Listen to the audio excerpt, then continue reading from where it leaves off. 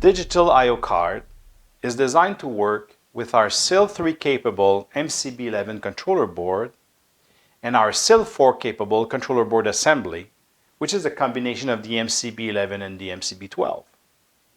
It meets the requirements of EN50155. This card has 8 channels with channel-to-channel galvanic isolation. Each channel can be used as an input or an output. It supports 24 to 110 volts AC and DC. It can be used as a PWM or a pulse counter. You need a new safety product for your market. We are here to deliver it with you.